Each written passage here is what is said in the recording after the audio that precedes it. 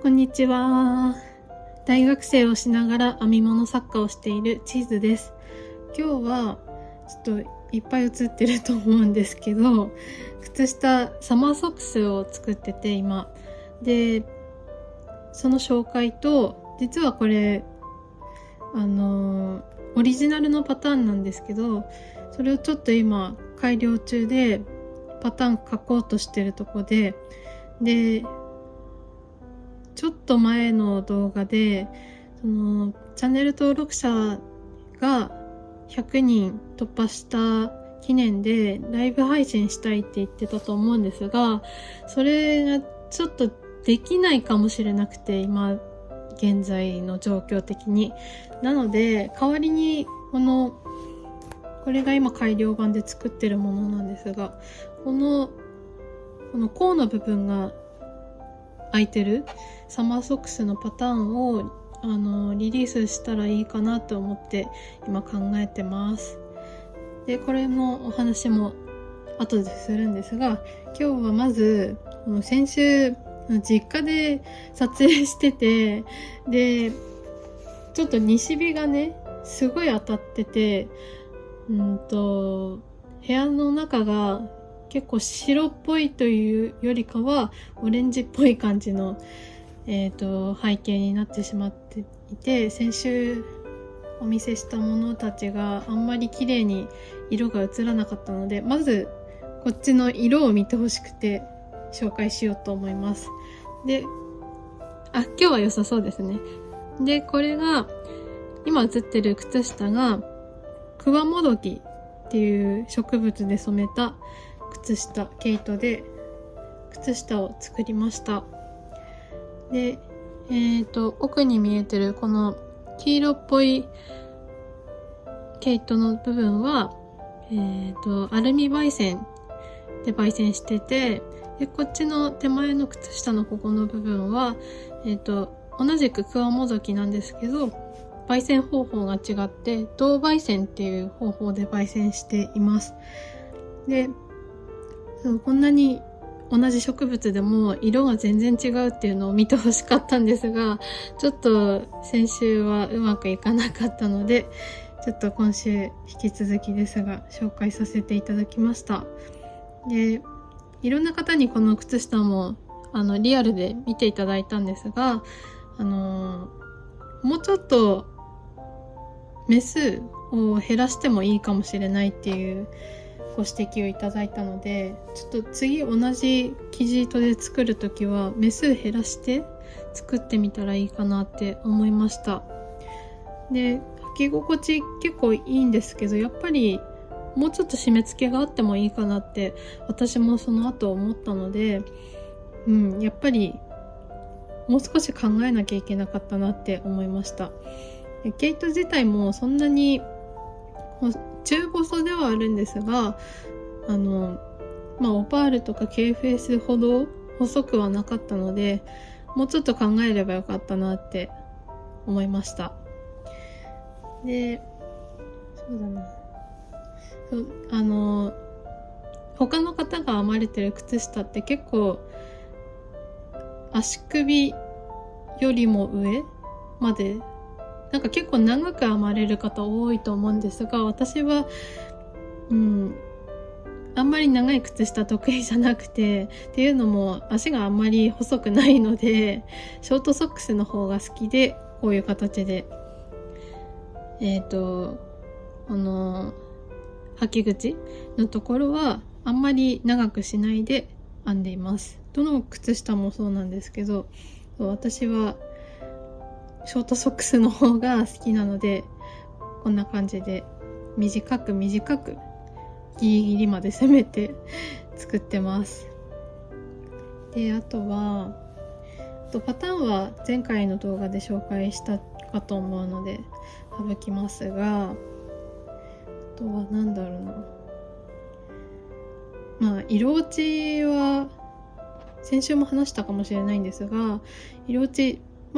草木染めなのでそれなりにしました。洗剤とか入れると結構色が出てしまってちょっとショックだったんですけど、草木染め初めてやったので練習っていうことで、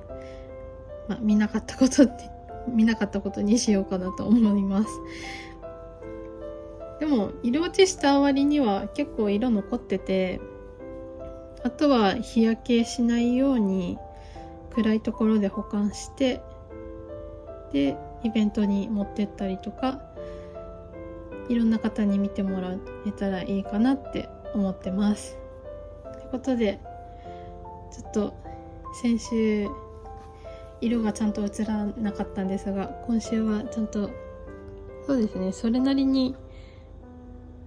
実物に近い色は出てるかなと思います。じゃあ草木染めの靴下でした。で、そうこっちもなんですよ。こっちは先週の動画でも出たと思うんですが、紅茶染めをした毛糸になります。でこれは結構ね、色ムラがあって販売とかは考えてないんですが、これ自体の自分用でってことで染めました。でこれも大体今日は、場所も違うので色は実物にそれなりに近い色は出てるかなと思います。で紅茶染めはそのさっき見せた、クワモゾキの毛糸を染めた時に教室で習った方法を活かして、で自分で実践してみたって感じになります。で紅茶染めすごい面白かったんですけど、やっぱり染め剤って大事だなって思いました。っていうのも、染め剤の量ってやっぱり慣れてる人はわかるかもしれないんですけど、慣れてない私みたいな初心者には難しいというか、どれくらい必要なんだろうっていうところからまず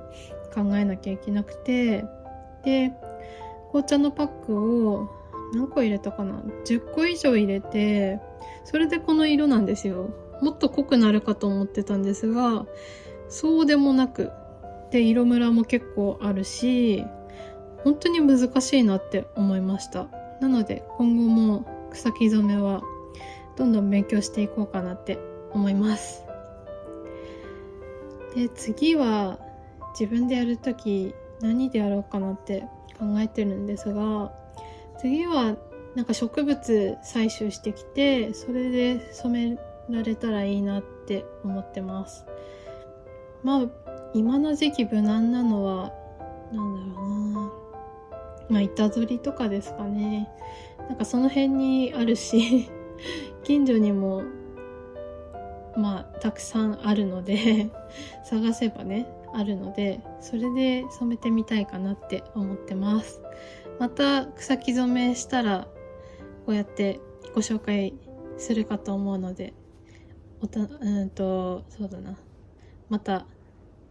紹介するの待っていただけたらなと思います。じゃあ先週ちょっと色がちゃんと映らなかったものたちの紹介でした。ちゃんと映ってよかったですで次なんですけど、次はどうしようかな。まず試作品から見せようかな。これが第1号、試作品第1号で、第1号をさ、この一期一会で作ったの絶対間違いだと思っていたんですけど、やっぱり間違いで、っていうのも普通の靴下を編む要領で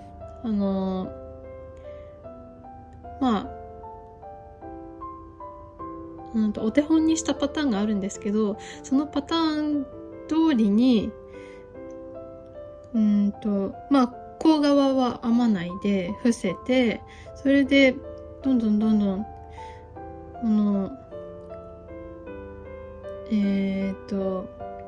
かかとを割ってヒールフラップのところあたりまでそのお手本になったパターンがあるんですけど、それの通りにやったら結構このかかとのところがぶっかぶかで、でつま先は結構フィットしてたんですけど、もう少しきつくてもいいかなって感じで、全体的に緩くなってしまったので、私の足のサイズはサイズ的には 23.5 なんですけど、側位が 23.5 あって、ちょっと足幅が広いんですよ。なので、ちょっとね、これは合わないっていうか、これは履くかわからないけど、母にプレゼントして、もし履けそうだったら母にあげようかなって思ってます。で、そう。パターン的には、まず普通につま先を、こっから編んでって、で、ここでガーターにして、で、ガーターにしたら、端何目か、そのまま編んで、それ以外を伏せて、で、往復編みして、色変えて、マチ作って、かかと作ってって感じなんですけど、ちょっとね、マチが多かったかなと思ってて、マチ広すぎたので、広すぎたし、あとなんだっけかな。全部メモしてて、パターン化するために。そう、つま先の直後、つま先、増し目してって、増し目なしの段を何段か編んでるんですけど、それをもうちょっと増やして、つま先のフィット感を出したいっていうのと、甲側の伏せてない目の数をもうちょっと増やすとか、そう、あとマチの増し目の数を減らすとか、あと最後のこの足首のゴム編みのとこなんですけど、これも結構緩くて、でそれをちょっときつめに編みましょうっていう修正ポイントが書かれていました。で、この一期一会でやったの絶対間違いなんですけど、その後やっぱりパターン化したいってことで、みんながっていうか、手に入りやすい毛糸で靴下編むってなったら何かなって考えた時に、やっぱり KFS とかオパールがいいかなって思って、それでこの前近所っていうか市内にあるお店で買ってきたんですが、これ買いました。 KFS のコットンコーンの毛糸で、この毛糸の名前がダンケシェーンっていうそうです。で、色番号が KFS218 番です。で、これを使って作った試作品が先ほど今朝編み上がりまして、こんな感じですっごい可愛く出来上がりました。こっち側もあんま変わんないですけどで、そう、こっちとさっきの試作品の方と大きさ見てもらえたらわかると思うんですが、こうすればわかるかな。やっぱりね、かかとがこうすればわかるかな。かかとがね、こんな感じで、こっちの試作品の方がちょっと大きくなってて、こっちはキュッと締まった感じになってるんですけど、やっぱりね、こっちの2回目作った全部 KFS のコットンで作った靴下の方がフィット感があって、私は好きっていうか、結構その普通の靴下に比べたらもっとフィット感があるっていうか、難しいな。靴を履いても脱げづらいみたいな感じですかね。で、ちょっとでもこういうタイプの靴下って私が思うに少しきつめに作った方がいいなと思ってて、それで今回 23.5 センチの靴下をでも23センチくらいかな。でもそれくらいになると思うんですけど、それくらいの大きさで作ってます。でつま先が結構きっちりしてるので、メスがさっき見せた青とオレンジの方よりもつま先がだいたい2目ずつ減らしてって、でマシメじゃない、マシメはマシメなんだけど、マッチの部分が結構減らしてて、でそれで一旦これはこれでパターン化しようかなと思ってて、これは 23.5 センチの靴のサイズの人用のものになる予定で、今パターンを書いてて、でパターン書くってなるとやっぱりワンサイズじゃ買うのをちょっとためらってしまうと思うので、それをなんとかしたくって今考えてるのは 23.5、24、24.5 はでもいっぱいいると思うので 23.5、4と 4.5、5、25くらいまではパターン作れたらいいなと思ってるんですけど、ちょっとねまだ全然その足のサイズ合う人に手伝ってもらわないと、私もこうやってパターン作るの初めてなのでちょっと不安ではあるんですけど、今頑張ってるところです。なのでいつだったかな、結構前の動画ではそのうち YouTube ライブしますよっていう風に話してて、でコミュニティにも投稿したかと思うんですが、一旦それは保留にして、今回はこのサマーソックス、これどうなるかっていうとこんな感じになるんですけど、こういう靴下のパターンをリリースしようかなと思っています。で本来であればラベリーとかでパターン販売した方がいいのかもしれないんですが、ちょっとラベリーがねあんまり分かってないっていうか、使ってはいるんですけど、このパターンをリリースする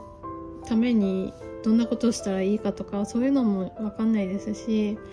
ちょっと海外のサイトなので何があるか私も予測不可能なので、今回は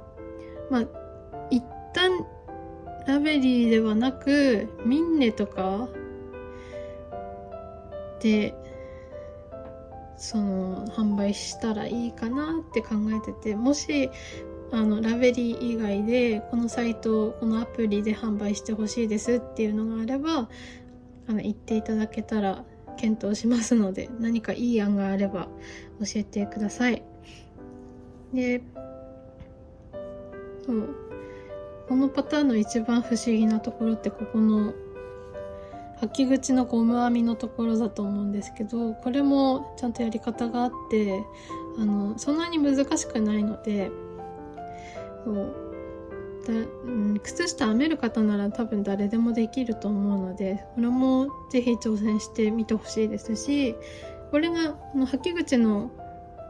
これがなくてもここだけでも結構さっき履いてみたら結構フィットしてていい感じだったので、これだけでもいいですし、ここ作るとなんかねミサンがつけてるみたいですごい可愛かったので、それもおすすめしたいなって思ってます。で見ての通り指定糸は KFS のコットンになると思うんですが、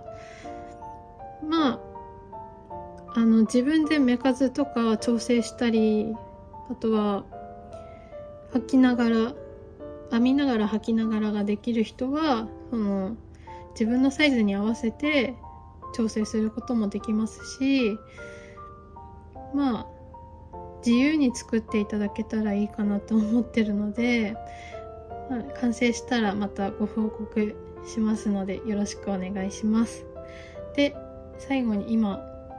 編んでるものなんですが、そうこれのもう片方を作ってて、今これくらい編めました。さっきまでねちょっと編んでたんですが、今つま先が終わって、つま先の後の増減な指段を何段か、メリアス部分を何段か編むところをやっています。で、そうこのね靴下1本編み終えるのにどれくらいかかるかっていうと、早い人だったら1日でできちゃうと思います。で、私はちょっといろいろ最近ちょっと話ちょっとずれちゃうんですけど、バイトをいきなりクビになって、それで労働基準監督署に行ったりとかなんかいろいろしてて、で忙しいじゃ忙しい日々を送ってて、それでずっと編める時間があるわけではなかったのでだいたい 1.5 日から2日くらいで1本編み上がるって感じで、靴下を編んだことがあって、で慣れてる方でいろんな編み方をやってる方とかだったらすぐ編めちゃうかなって思います。で、基本的なことばっかりなのでそんなに難しくないですし、慣れればどんどん応用して、例えばですけど、かかと側をそうだな、つま先引っかからないっていうか、滑り止めみたいな効果を発揮するためにかのこ編みにしてみるとか、逆に足に力が入るところかのこ編みにしてみるとか、なんかいろいろできると思うんですよ。ここもガーターじゃなくてもいいですし、ここをかのこ編みにすることだってできますし、あとはなんだろうな、あとここ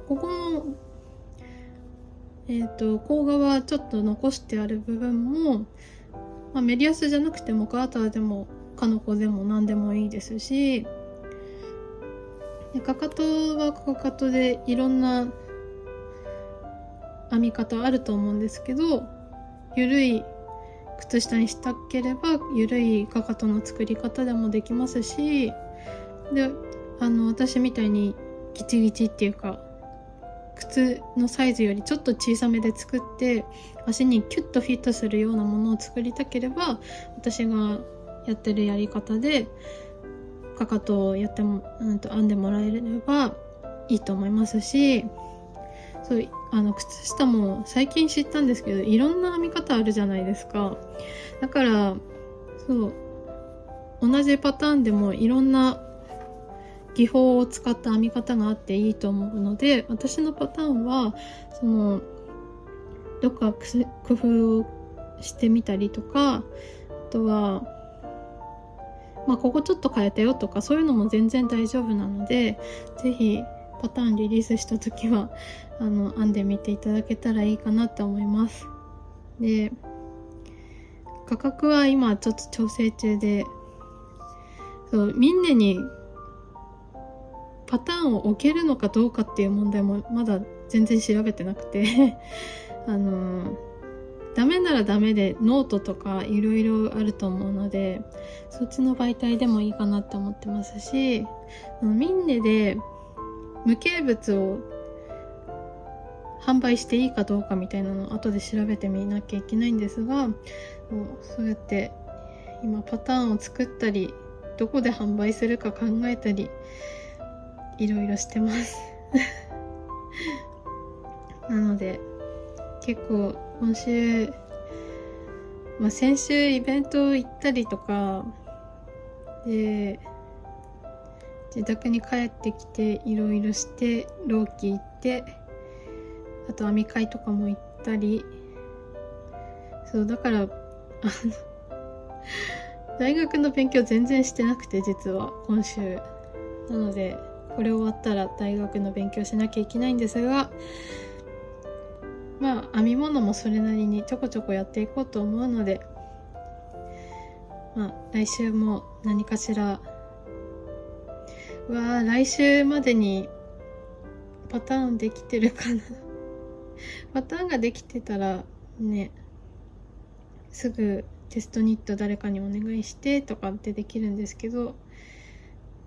まだまだ未知数なので、ちょっと今頑張って、大学の勉強も頑張ってパターン化も進めて頑張っていきますので、またぜひ動画見に来ていただけたら嬉しいなと思います。じゃあ今日の動画はこれで終わろうかなと思います。靴下のパターン楽しみにしてるよっていう方や、私の動画やこのチャンネルを気に入ってくれた方は、ぜひチャンネル登録やあと高評価もよろしくお願いします。Twitter とか Instagram もやっていますので、ぜひそちらも遊びに来ていただけたら嬉しいです。最近イベントも終わって、そろそろ Twitter とかインスタとかの投稿を再開したいんですが、なかなか浪費行ったりとかしててなかなかできてないんですが、まあちょっとずつ